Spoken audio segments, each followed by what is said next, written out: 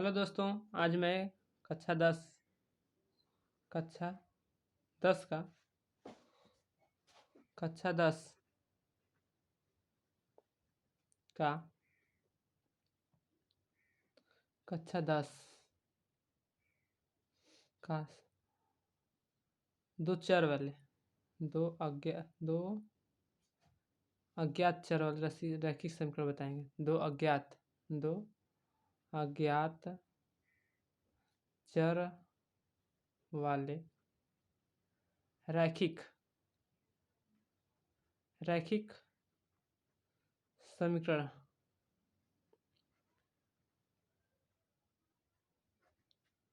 के बारे में बताएंगे। हमारे इस एक वीडियो के चले आपको रैखिक समीकरण को हल करने की कई विधियां, विलोपन विलोपन विलोपन विधि, प्रतिस्थापन विधि और ब्रजगुणनखंड विधि,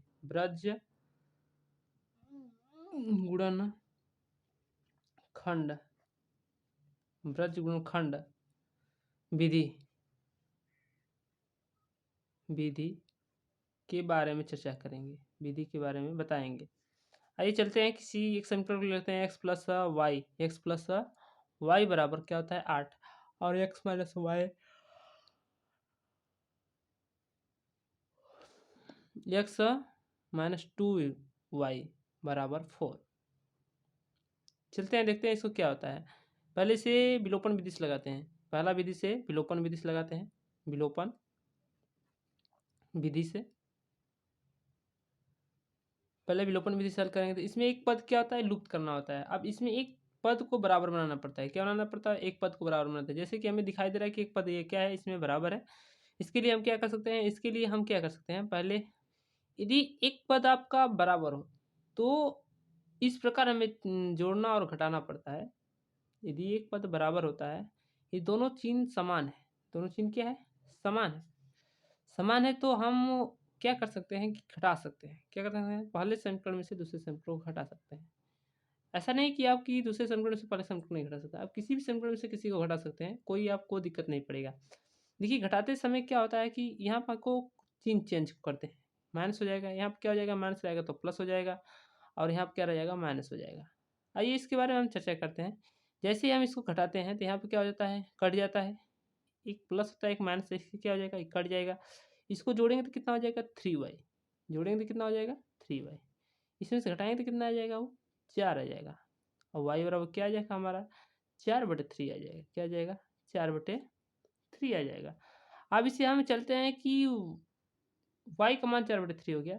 अब हम पहले देखते हैं कि y का मान जिसमें है, जिस समीकरण को आसान दिखाई देगा, जिस समीकरण में हमें हल करना आसान दिखाई देगा, उस समीकरण में y का मान धर देते हैं। y का, हालांकि आप दोनों में धर सकते हैं, बाकी जिस समीकरण में हमको लगाना और हल करना आसान पड़ेगा उस समीकरण में हम मान रख देंगे।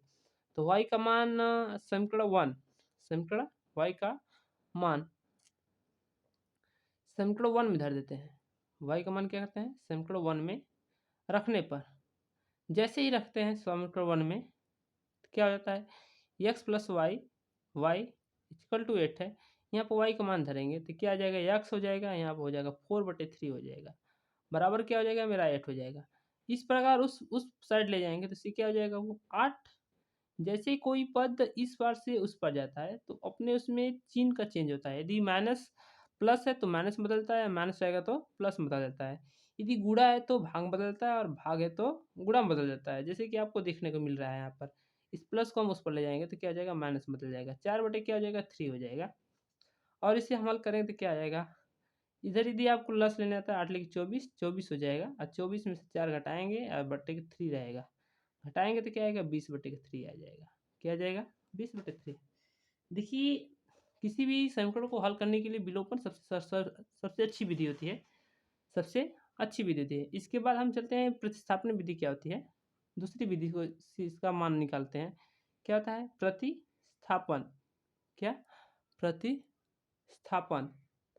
प्रतिस्थापन को हल करते हैं। ठीक है, जैसा कि मैंने बताया था कि अपने वीडियो में कि मैं तीनों के बारे में, एक ही सवाल से मैं तीनों के बारे में सिखा दूंगा आपको।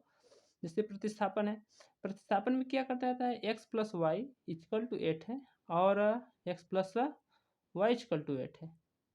हालांकि सारी थोड़ा सा लिखने में सही नहीं लगा, x plus Y equal to 8 है। इसे हम कह सकते हैं x minus 2y equal to 4, समीकरण 1 है, समीकरण 2 है। अब क्या करते हैं, समीकरण 1 या समीकरण 2 से, समीकरण 1 या समीकरण 2 से, हालांकि हम समीकरण 2 से ही समीकरण 1 में प्रतिस्थापित करते हैं, क्योंकि यहाँ पे हमको माइनस दिखाई दे रहा है, तो इसको हम समीकरण 2 को इस पर करेंगे, इस तरह व्यवस्थित करेंगे, तो वाई एक्स को उस माइनस 2y को उस पर ले जाएंगे। जैसे कि मैंने अभी बताया था कि इस पार से उस पर ले जाते हैं तो चिन्ह क्या हो जाता है, चेंज हो जाता है। यहाँ क्या हो जाएगा, 2y हो जाएगा, इस समीकरण 2 का है। ठीक है, इस समीकरण 2 में से x का मान, समीकरण 2 में से x का मान इसमें लिखना पड़ता है। x का मान क्या करना पड़ता है, वो समीकरण 1 में, क्या समीकरण 1 में, क्या समीकरण 1 में प्रतिस्थापित करने पर, किसमें करने पर, प्रतिस्थापित, प्रतिस्थापित करने पर, क्या करते हैं, प्रतिस्थापित करने पर। ठीक है, जैसे कि मैं आप समीकरण 1 में प्रतिस्थापित करूँगा तो x यहाँ प्लस y था, y के स्थान पे क्या आ जाएगा, x y plus equal to 8 था, तो x स्थान मैंने कहा कि इस x का मान रखेंगे, तो यहाँ रखेंगे क्या आएगा, 4 प्लस 2y, ये प्लस y है ही पहले से, 8 हो जाएगा, उसको उस पर ले जाएंगे तो क्या हो जाएगा, यहाँ जोड़ेगा तो 3y हो जाएगा, और जैसे ही 8 में से 4 को हटाएंगे तो क्या आ जाएगा, हमारा 4 आ जाएगा, और y बराबर क्या आ जाएगा, 3y इक्वल टू 4, और y बराबर हमारा 4/3 आ जाएगा। हालांकि अभी वहाँ पे भी आया था y/4 आया था ना, 4 y बराबर 4/3। इस तरह हम क्या कर सकते हैं समीकरण 2 में, इसी प्रकार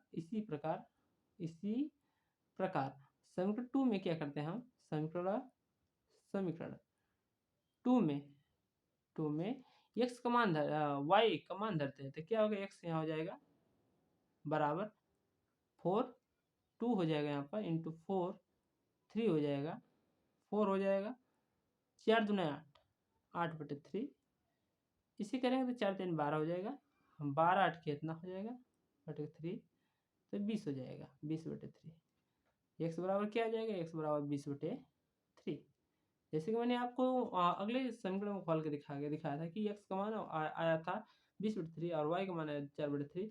इस प्रतिस्थापन विधि से भी क्या आया है, y का मान 4/3 आया और x का मान क्या है, 20/3। हालांकि मैं आपको अच्छी तरह से सिखा दिया हूँ, और मैं आपको चलता हूँ इसी विधि से ब्रजखंड को दिखाते हैं।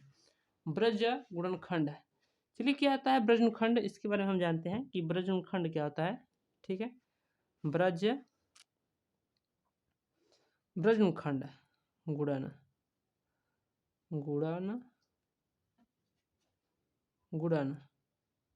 खंड, चलिए देखते हैं। मैंने लिया था क्या समीकरण x plus Y equal to 8 और x minus 2y equal to क्या लिया था, मैंने लिया था 4, क्या लिया था, 4 लिया था। आइए इसको फिर हम ब्रजखंड सेल करते हैं। आइए इसमें क्या करना पड़ता है, पहले देखते हैं कि सर्वप्रथम हमें इस y के गुणांक को रखते हैं, जिससे मैं आपको सिखा देता हूँ कि y गुणांक क्या होता है। जैसे यहाँ पर 2x प्लस 3 है, अब पूछा जाएगा x गुणांक क्या है तो आप बताएंगे 2, x गुणांक क्या पूछा जाएगा तो क्या बताएंगे आप, 2 है। अब यहाँ पर 3 क्या है, अचर है, 1 2 भी क्या है, अचर है। ठीक है, गुणांक होता है, तो पहले हम इसके गुणांक को लिखते हैं, y गुणांक क्या लिखते हैं 1, फिर इसके बाद y जैसे ही होता था फिर इसके बाद ई वाला करते हैं। ठीक है, 8 हो जाएगा, 8 यदि जैसे हो गया इसके बाद x गुणांक लिखेंगे, क्या लिखेंगे 1, फिर ये 1 लिख देते हैं, यहाँ से लास्ट हो जाता है, यहाँ तक समझ आया। हाँ, फिर इसके बाद y का गुणांक लिखते हैं, यहाँ क्या होता है -2, फिर इसके बाद 4 लिखते हैं, फिर इसके बाद क्या लिखते हैं 1 x गुणांक, फिर इसके बाद -2। हालांकि आपको यहाँ तक हमें बेहतरीन समझ में आ गया होगा।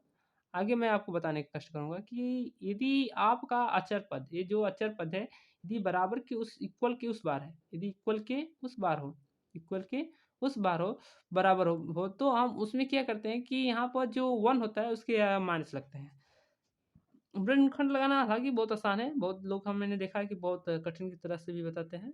ठीक है, क्या होता है, पहले को x को लिखते हैं, क्या लिखते हैं, x को लिखते हैं, 4 1 कम 4 हो जाता है, इसे गुणा करते हैं 8 दूना 16, इसे घटाते हैं तो घटाएंगे तो यहाँ माइनस पहले से ही है, यही माइनस हो जाएगा तो -16 हो जाएगा। यहाँ समझ आ रहा होगा आपको, ठीक है। इसके बाद y लिखते हैं यहाँ पर, 8 एकम 8 लिखते हैं, 4 एकम 4 लिखते हैं, ठीक है, माइनस करते हैं। चलिए इसके बाद 1 लिखते हैं माइनस, 2 एकम 2 होता है माइनस, 1 एकम -1 होता है, ठीक है। हालांकि आपको यहाँ तक समझ में आ गया होगा। अब इसको हम हल करते हैं थोड़ा से, ये 4 हो गया, इसे करेंगे तो प्लस हो जाएगा 16, इसे करेंगे तो क्या होगा y/4 हो जाएगा, इसे हल करेंगे तो -1/के क्या आ जाएगा 3। अब ये, अब देखिए इस वाले पद को और इस वाले पद एक साथ लेते हैं, फिर एक इस वाले पद को और इस पद वाले पद को एक साथ लेते हैं। जैसे कि x प्लस 20 बराबर -1/3 हो गया, ठीक है। इसको 3 गुणा करते हैं तो क्या आएगा, यहाँ पर 3x आ जाएगा और इसको गुणा करेंगे तो -20 हो जाएगा। यदि हम -20 हो जाएगा, ठीक है। यहाँ से है, अच्छा हालांकि हम यहाँ गलती हो गई सारी, यहाँ पर माइनस है इसलिए माइनस से माइनस ये क्या हो जाएगा, कट जाएगा और ये माइनस नहीं रहेगा, यहाँ प्लस हो जाएगा। तो एक्स बराबर क्या आएगा, 20/3 आएगा, ठीक है। हालांकि फिर इसके बाद इस पद को हम लेते हैं y/4 इक्वल टू 1/3, ठीक है। 3y हो जाएगा, यहाँ पर 3 गुणा करेंगे तो यहाँ 4 हो जाएगा और y बराबर क्या हो जाएगा, 4/3, ठीक है। आज के लिए इतना है, धन्यवाद।